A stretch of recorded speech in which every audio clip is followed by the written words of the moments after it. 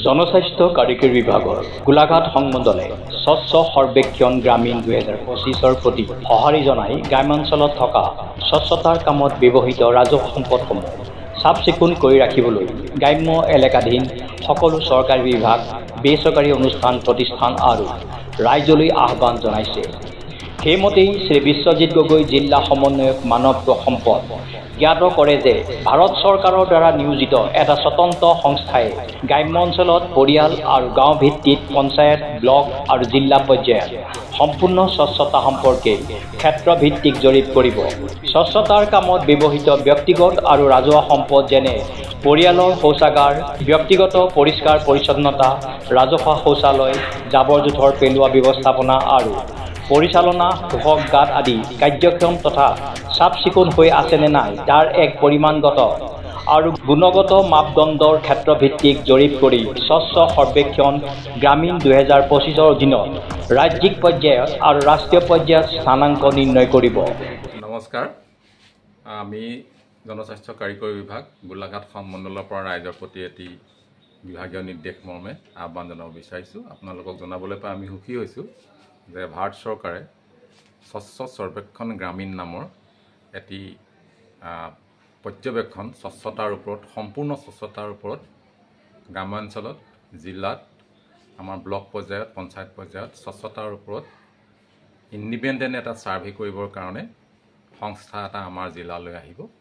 গতিকে সেই সংস্থাটোৱে আমাৰ সম্পূৰ্ণ গাঁওবিলাকত স্বচ্ছতাৰ যিখিনি পেৰামিটাৰ্ছ আছে সেইখিনিৰ ওপৰত তেখেতসকলে এটা সমীক্ষা চলাব আৰু সেই সমীক্ষাৰ যোগেদি আমাৰ জিলাখন স্বচ্ছ সৰ্বেক্ষণ গ্ৰামীণত, অৰ্থাৎ স্বচ্ছ ভাৰতৰ যিখিনি আমাৰ পেৰামিটাৰ্ছ আছে তাত আমি কোন পৰ্যায়ত আছোঁ সেই ওপৰত এটা ৰাজ্যিক ভিত্তিত আৰু আমাৰ ৰাষ্ট্ৰীয় ভিত্তিত এটা ৰেংকিং হ'ব। গতিকে আমি এইখিনিতে আমাৰ যিসকল বিভাগীয় আমাৰ বিভিন্ন বিভাগ আছে তেখেতসকলৰ ভিতৰত আমাৰ লাইন ডিপাৰ্টমেণ্ট আছে, যেনেকৈ স্বাস্থ্য বিভাগ আছে, যেনেকৈ আমাৰ সমাজ কল্যাণ বিভাগ আছে, ঠিক সেইদৰে অতি আমাৰ লগত জড়িত দুটা বিভাগ আছে, শিক্ষা আৰু আমাৰ গ্ৰাম্য উন্নয়ন, পঞ্চায়ত আৰু গ্ৰাম্য উন্নয়ন বিভাগ। এখেতসকলৰ জৰিয়তে, এই বিভাগসকলৰ জৰিয়তে স্বচ্ছতাৰ ওপৰত যথেষ্টখিনি কাম হৈ আছে।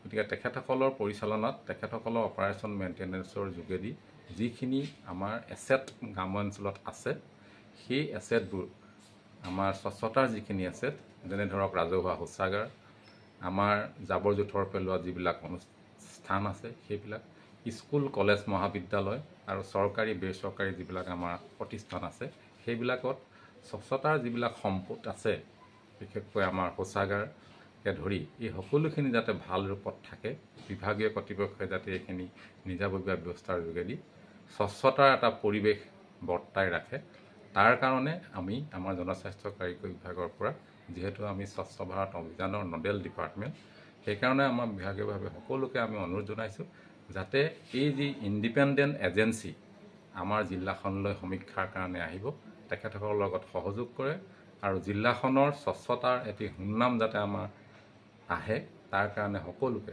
সচেষ্ট হৈ এই প্ৰক্ৰিয়াটোত অংশগ্ৰহণ কৰিবৰ কাৰণে আমি আহ্বান জনাইছোঁ। তাৰোপৰিও আৰু এটি আমাৰ এই স্বচ্ছ সৰ্বেক্ষণ গ্ৰামীণৰ ওপৰত চিটিজেন ফিডবেক বুলি এটা ব্যৱস্থা আছে, এটা মোবাইল এপ আপোনালোকে SSG 2025 গুগল আমাৰ প্লে ষ্টৰত গৈ তাৰ পৰা ডাউনলোড কৰি মাত্ৰ 13টা কুৱেশ্যন আছে। এই কুৱেশ্যনকেইটা সম্পূৰ্ণ স্বচ্ছ ভাৰতৰ ওপৰত, স্বচ্ছতাৰ ওপৰত হয়। আপোনাৰ নিজৰ গাঁওখন বা নিজৰ জিলাখনৰ ওপৰত আপোনালোকে নিজস্বভাৱে মত প্ৰকাশ কৰিব পাৰিব, সম্পূৰ্ণ স্বাধীনতা আছে।